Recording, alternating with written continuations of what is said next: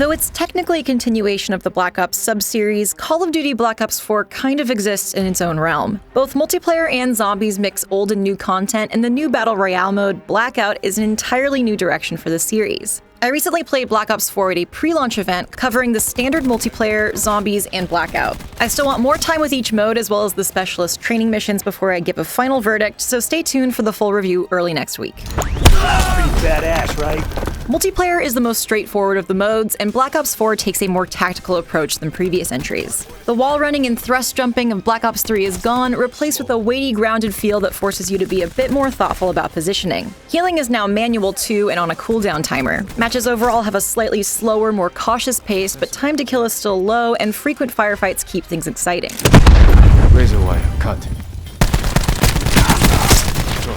The maps generally stick to the familiar 3-lane structure and are longer and narrower than those in Black Ops 3, providing opportunities for both close quarters and long-range encounters. Black Ops 3's specialists return with some tweaks. Each still has a unique weapon and ability, but instead of choosing one or the other, you now go into a match with both. The weapon is tied to a longer cooldown and functions like a super, while the ability is a piece of equipment like a grenade or a trap with a more strategic purpose. Some specialists are more obviously geared towards certain roles, that is, if they're good for offense, defense, or support, but most modes don't give you much of a reason to follow those guidelines if you don't want to. This isn't a hero shooter, and your success is more dependent on effectively using your regular loadout than your skill with a particular specialist or your team's composition. As a result, though, the more tactical aspects feel robbed of their impact, and committing to them isn't any more rewarding than a normal kill. Zombies is as broad as it is deep, with 2 separate storylines across 3 maps, 4 if you have the Black Ops Pass included in the game's special editions. The first 2, 9 and Voyage of Despair, are part of the brand new Chaos story. The third, Blood of the Dead, may be joined by Classified to make up the returning Ether story. It's a lot to take in at once, and I still need to really dive into each map. I'm most intrigued by Voyage of Despair, though, partially because of its Titanic setting, but also because its tight spaces pose a greater challenge than 9's more open arenas. Over in the Ether storyline, the Ultimus crew hasn't aged particularly well, even considering that each of them is stereotyped to the extreme. The jokes just don't land anymore, especially Takeo's overdone Japanese accent where L's are replaced with R's at every opportunity. Oh, we meet again, Devil Warden.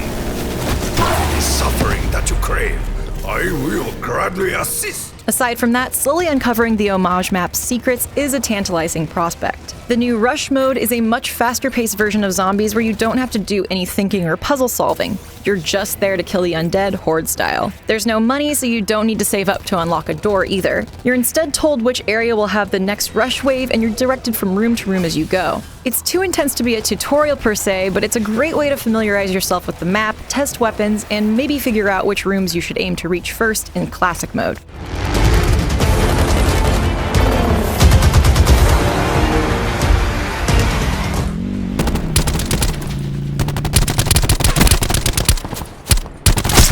Since it's the brand new mode, Blackout is obviously the most intriguing aspect of Black Ops 4. But because there was a limited number of people at the pre-launch event, I didn't get to play many rounds or experience matchmaking on live populated servers. I want to spend more time with the mode, but as it's very similar to PUBG, I also generally know what to expect from Blackout. It undoubtedly captures the intense, shaky excitement that makes Battle Royale so popular, with Call of Duty's tight shooting and movement mechanics as a strong foundation. Areas with zombies add a PvE element that helps distinguish Blackout from the likes of PUBG too, offering powerful loot at the risk of dying from an undead mob or attracting human players to your position. Perks and specialist equipment also work their way into Blackout as items that can be looted during a match, providing another small but distinct Call of Duty twist.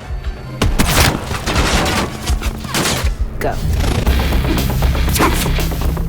Sure, there isn't a traditional single-player campaign, but Call of Duty Black Ops 4 isn't short on content, and its 3 main modes are substantial. With standard multiplayer and zombies, it struggles to fully commit to moving forward, and the mix of old content and new ideas doesn't always gel. From what I've played so far, Blackout more successfully incorporates elements of Black Ops past, while forming its own take on trends of the present. But because each mode is deep in its own right, I'll be spending more time with Black Ops 4 post-launch before posting my final review.